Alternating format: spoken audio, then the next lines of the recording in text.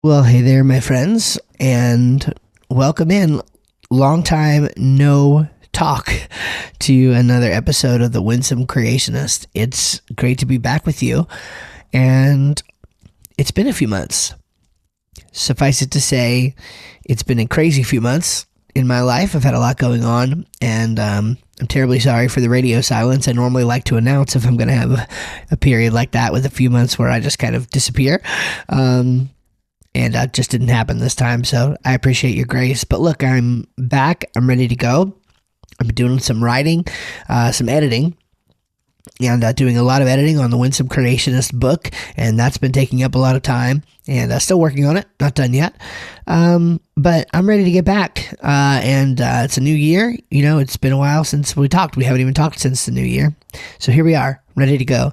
And I want to share with you today a concept out of the book, one of the things that we're going to deal with at various points throughout it, and it's on this idea of compromise. We hear a lot in the sort of modern Young Earth Creationist movement about this idea of compromise. And so on this episode, we're going to dissect this. We're going to talk about the word compromise a little bit, what many creationists tend to actually mean by the word, and then I'm going to give you some just thinking around maybe what we could do instead. Instead of using words like this that are sort of meant to create strife and create a little tension.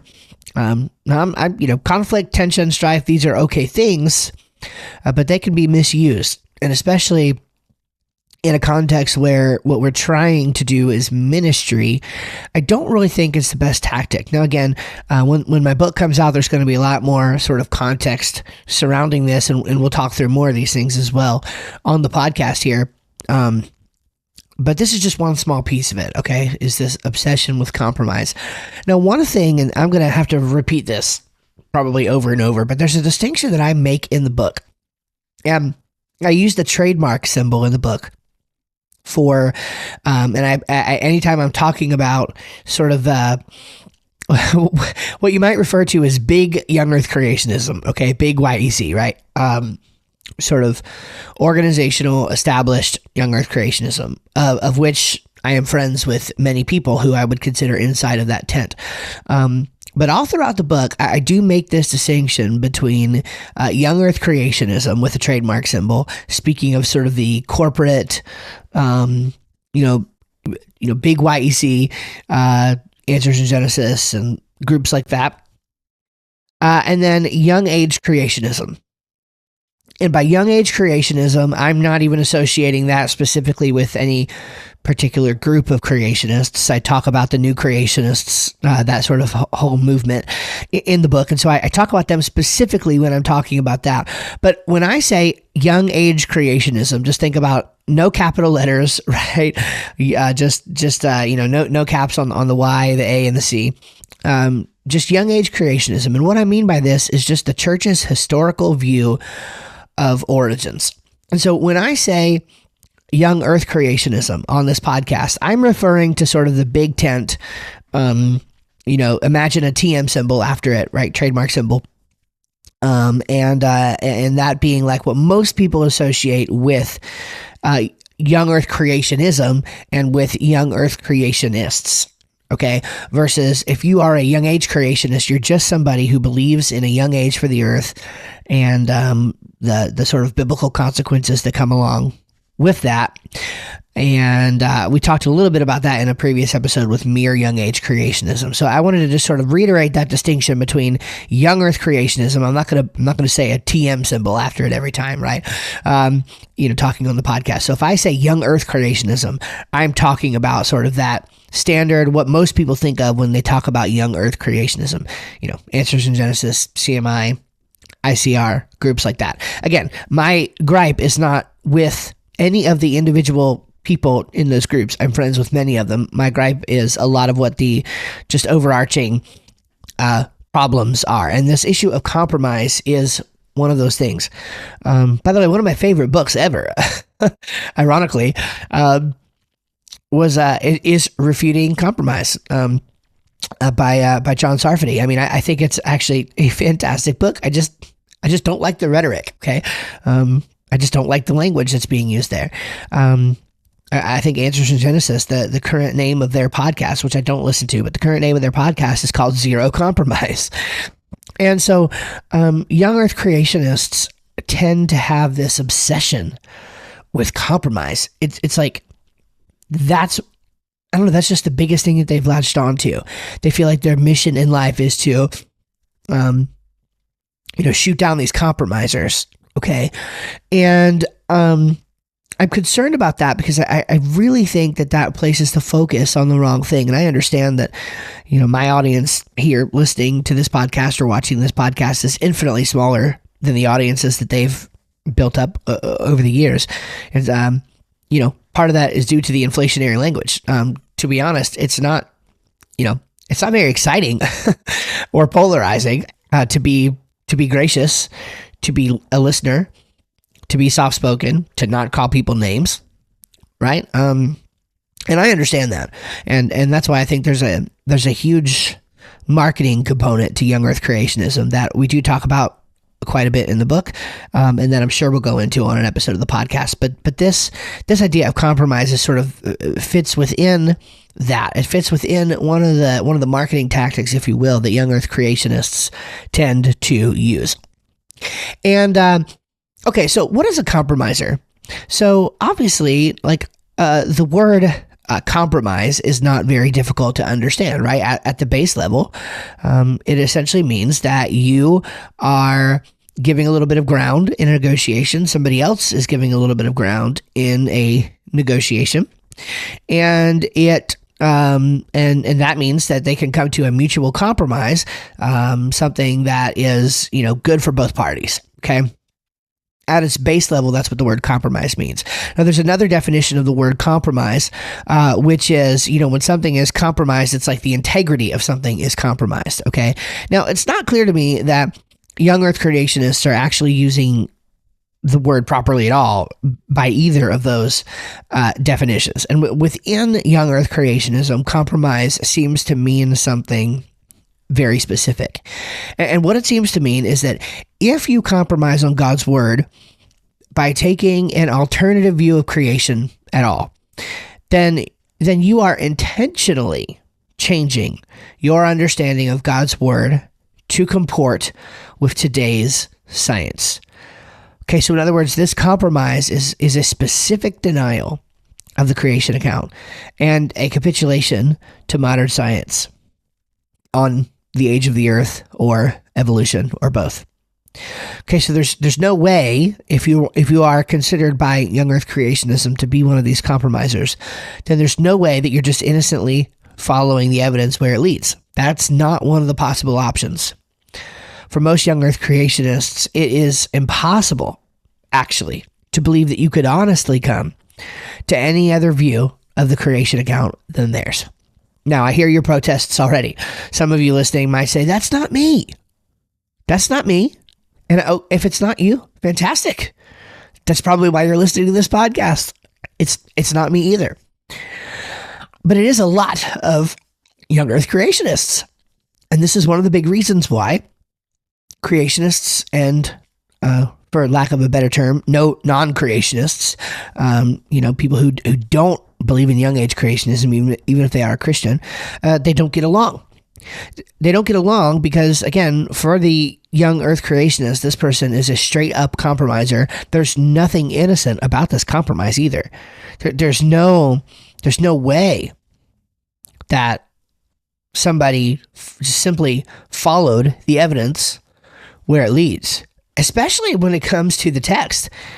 And that's the next thing is, wait, is this, surely this is just harmonization of some kind, right? Like attempts to square all the facts of science in the Bible.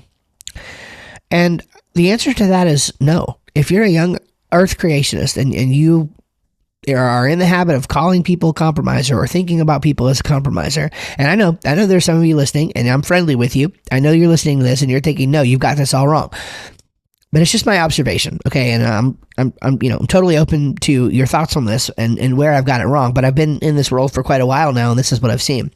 But in every case, when this word compromise is used to like talk about these people, it seems to be that they think it's a specific denial of the creation account and a reinterpretation of the Bible to just match some aspect of whatever the reigning scientific paradigm is. In today's world, it's evolution, the age of the earth, okay?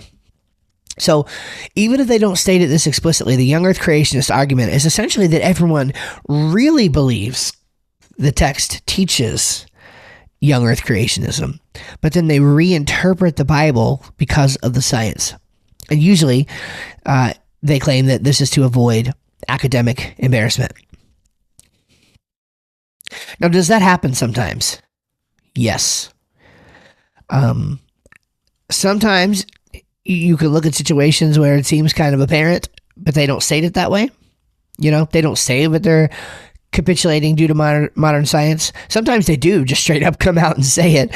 And I've engaged with that thinking, by the way, on my blog before. I responded to an article that Luke Nix wrote.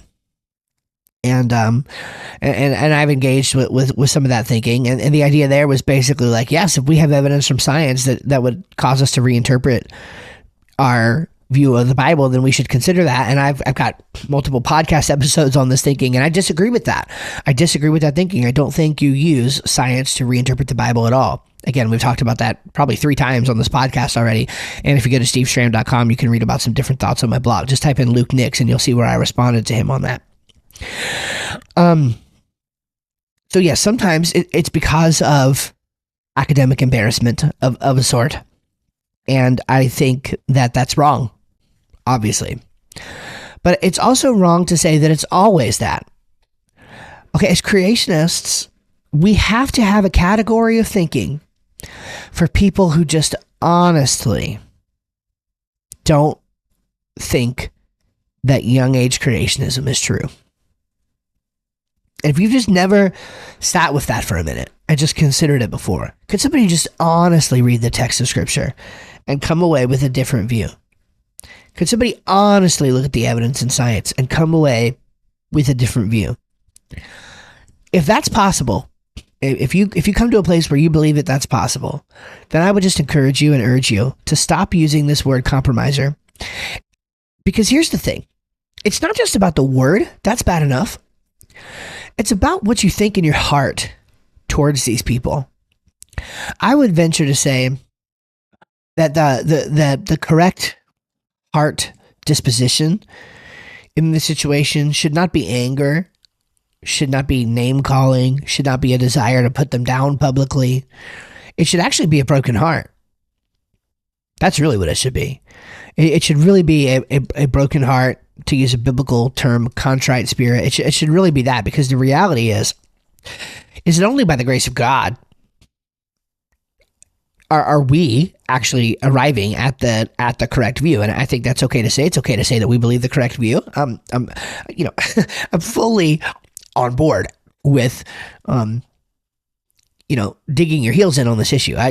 Please don't take any, away from this to think that I don't think it's an important issue. Of course I do, or I wouldn't be, recording podcasts and writing books about it and all that. Being a young age creationist is important, but we should approach other people with a desire to win them over. And if they can see our heart in that, I think it will make a big difference. I wasn't planning on doing this, but I'll just call out my friend Marcus Ross for just, I think, striking the most beautiful balance here. I think it's clear and easy to see his heart when he's in some of these discussions with folks who disagree. And yet, you don't have to wonder where he stands. He's not abrasive. He won't call you a compromiser if you disagree. But if he thinks that your arguments are bad, he will tell you directly to your face, and he will not back down. I think he strikes a very, very nice balance of being tenderhearted, of being approachable, of being someone who it's possible to have a good conversation with, and yet at the same time standing very firm for what he believes and having great arguments and evidence for it. But unfortunately, for people who don't see it that way, for people who believe that everybody else is a compromiser, there's no middle ground. There's no room here for, just attempts to square the facts for harmonization or anything like that. So what about if somebody does actually hold a non, Young Earth Creationist interpretation or a non-Young Age Creationist interpretation for the express purpose of avoiding academic embarrassment? How should we treat them? Is it right or biblical to, still call them a compromiser? I would say no. I don't see any evidence for volleying ad hominem attacks at them. I talk about this in the book. I think about the scenario in Galatians where Peter and Paul had a very sort of public debate and issues with basically Peter trying to appease the Judaizers. And what's interesting is that in that circumstance, Paul wasn't mean to Peter. He didn't, lob ad hominem attacks at Peter. He didn't call him names. He did call him out publicly for his belief, shared the correct belief, tried to hold him to a higher standard. And Paul actually has a lot of thoughts on disagreement. We develop that thought very, very clearly in the book and develop Paul's whole theology of disagreement, basically, and then some ways that it works out. But it's not right to volley ad hominem attacks at them or whatever. Again, we should ask them questions, I think, about this, and I'll talk about that here in just a minute. But if we want to build bridges, I think we're going to have to look beyond our traditional way of thinking at calling them compromisers, because it's not worked so far. Again, I'm ahead of myself in the book here, but the introduction and first chapter of the book are really just about, most of the introduction is talks about how whatever we're doing right now, it's not working. The church is becoming more or less Young Earth Creationist, not more. Less Young Age Creationist, not more. And I grew up in a very fundamentalist context. And here's one thing about fundamentalism, and I'm not calling Young Earth Creationists fundamentalists. I know many would sort of balk at that terminology. I'm not calling them fundamentalists. I'm making an analogy here. And inside of deep fundamentalism, there is really nothing you can do that is legitimate.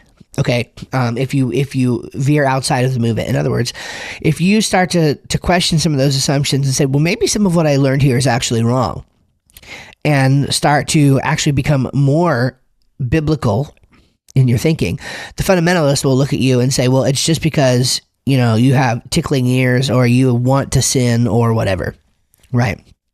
They make up all these reasons, and I think that's a lot of times what actually happens here in this case with Young Earth Creationists, okay? Rather than looking at the biblical evidence and trying to win them over with sound argument and a gracious demeanor, they just say, well, you're a compromiser, or you think that you should make room for all these other people or whatever. And I'm sure there's potentially some of you who maybe even think of me that way. I don't know. Maybe you think of me as the kind of person who is, again, compromising, right? In some way. And I don't think that's the case because, again, I think that it's not compromise to simply recognize that maybe somebody could actually come to, another interpretation of the Bible.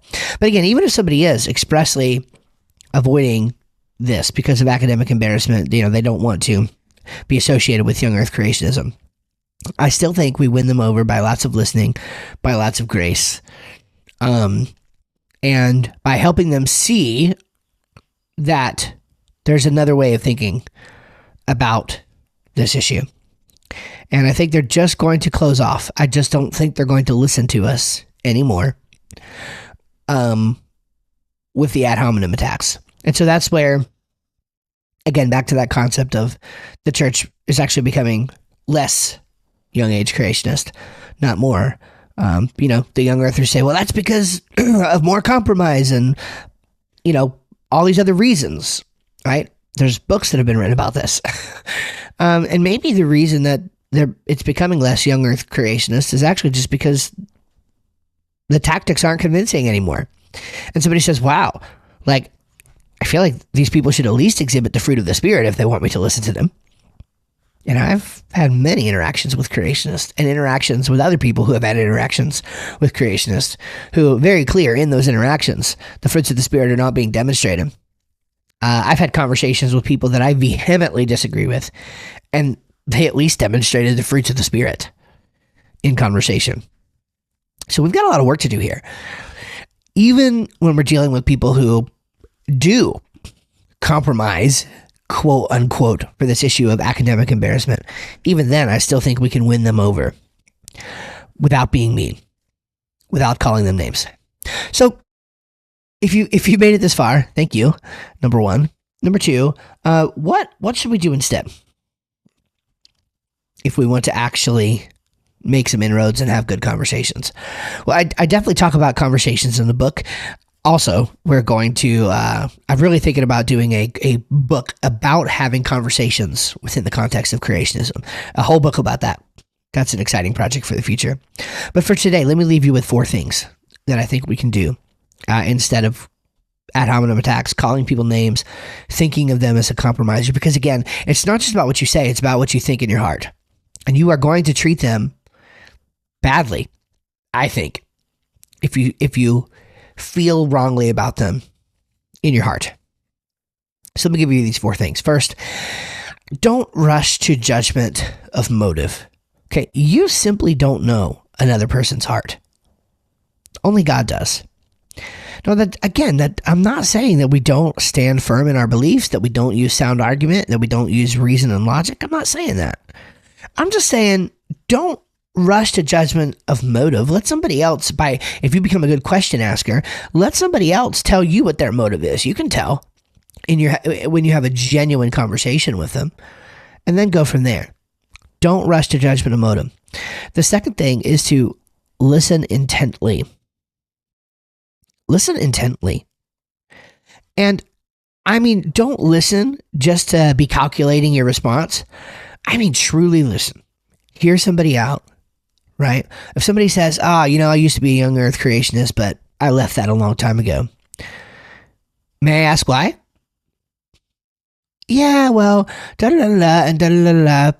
Oh, that's really interesting. I'm sorry to hear you had that experience. Have you ever considered this other way of looking at it? Blah, blah, blah, blah, blah. Right? And just having good conversations with lots of listening. Okay, the third one, which I've kind of given away a couple times now, is to respond with questions to help them see your point. Okay, and I know this from my own background in sales and marketing as well. Number one, there's no better sales tactic than asking other people questions and listening. Okay, the more talking you do, the less you're winning. There's a line in politics. If you're explaining, you're losing. Okay, you should never have to explain. And if they ask you a specific question, if they ask for your view on it, then you can give that.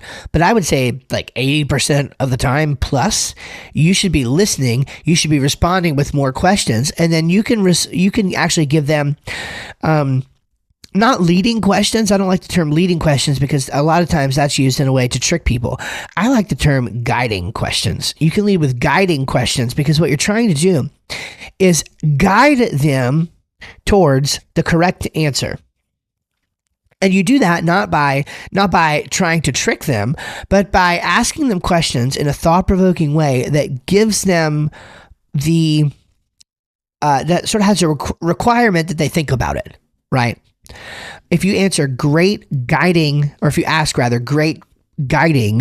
questions, then you can get people to think about things in new ways. And again, in sales, frankly, one of the biggest tactics is, and things to know, and this is just persuasion in general, actually, is just that you can't really control people. You can't tell people what to think or what to do. The best you can do is help them to come to the conclusion you want them to come to on their own. And if you have good arguments and evidence and the right demeanor about you, then you can make progress with this method. So don't rush to judgment of motive. Listen intently. Respond with questions to help them see your points, okay, rather than just spewing answers at them. And then finally, number 4, perhaps most importantly, become their friend. become their friend.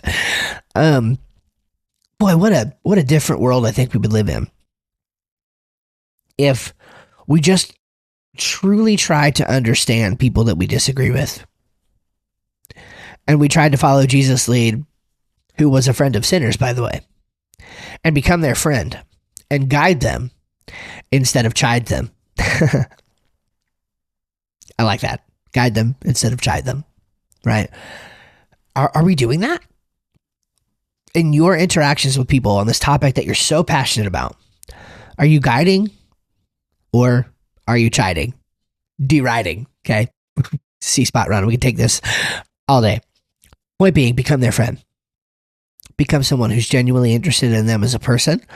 And I think they will be way more likely to consider your views in the future.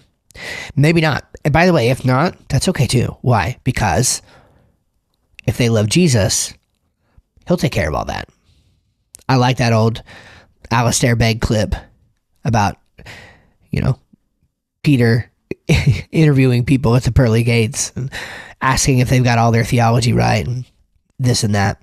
No, the only reason I'm here is because the man on the middle cross said I can come. That's true of these so-called compromisers. And I think that if we truly want to build bridges, we're going to have to use new language. We're going to have to think new thoughts, use new tactics.